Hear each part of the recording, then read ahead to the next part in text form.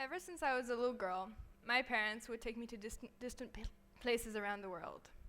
We would go to places, names I can't even pronounce, places I didn't know existed. I loved our adventures. I saw myself as a world citizen. Whenever we go anywhere, I would insist we saw all the tourist attractions.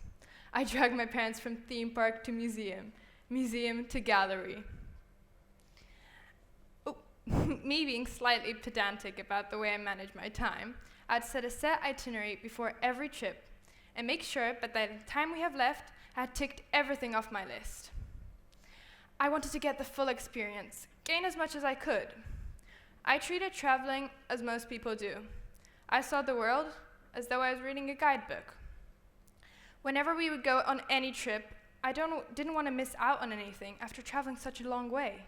So we saw all the tourist attractions you can imagine. But then we would move on with very little reflection. I thought that was the only way to travel.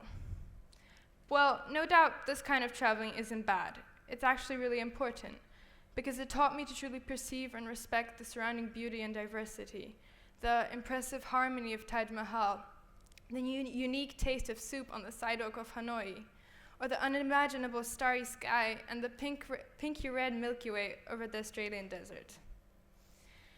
So I continued this type of traveling till a couple of years ago, when I finally asked myself, maybe there's another way. Maybe it's time for a change. But what triggered these thoughts? Well, it all changed when one day I came back from school and my parents, completely out of the blue, announced to me that we were going to Japan. I went into a brief panic. What will we do there? I'm not prepared. What should I pack? Obviously, I didn't have enough time to prepare my extensive research on all the tourist attractions in Japan. This trip will be a disaster, I thought to myself. But to my great surprise, it wasn't. It turned out to be one of the greatest trips of my life. And I'm sure in shock. How is this possible? Well, let me explain. We arrived to Japan with nothing planned, no list prepared. And so we just went out on the street and let life take us. And believe it or not, it turned out to be an amazing day. But it wasn't because of the places we saw, but the people we met. Some tourists brought us to this amazing restaurant, one you would never find in a guidebook. I was learning so much about the culture of Japan. It opened my eyes to all the different ways that people live their lives. I realized that you can't learn these things from a book, because sure, you can learn the facts, but books don't have emotions, and you can only truly understand another person through emotion. I understood that traveling was a little more than just ticking off tourist attractions off a list. From that moment on, my view on traveling really changed. I realized that I wasn't that much of a world citizen after all, because I thought that going to the oldest temple in Kyoto made me understand the culture, but it didn't, because the culture are the people, and I didn't understand or know anything about the people.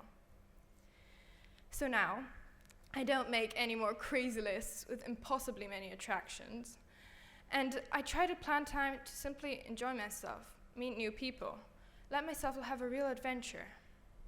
This is so much more enjoyable than trying to race around the city and cramming in as many attractions into just one stay.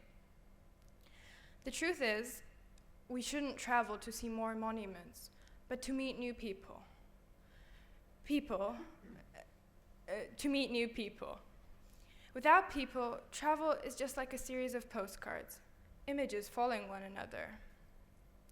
How much more do we get out of these places when you have the opportunity to get to know the people who make these places and fill it with their presence? Sometimes it's a story told about the past. Sometimes a brief exchange of opinions of what's going on here and now. Other times, without words, simply observing people's daily rituals. Chinese New Year prayers, tea ceremony in Kyoto. Even the usual kindness and smiles of strangers we pass in the crowd help to fill with contents the places visited and just cause that in our memories, these most important images are filled with emotions that we often owe to briefly met people. People are the reason these destinations are full of life and flavor. Travel enables us to meet such a wide range of different people with that are so unique and diverse. And through those people, we learn so much about all the different ways there are to live, because there isn't just one. People who live elsewhere and unlike us are like a mirror in which we can see ourselves. So every journey into the distant part of the world is also a journey into the depths of ourselves. Thank you.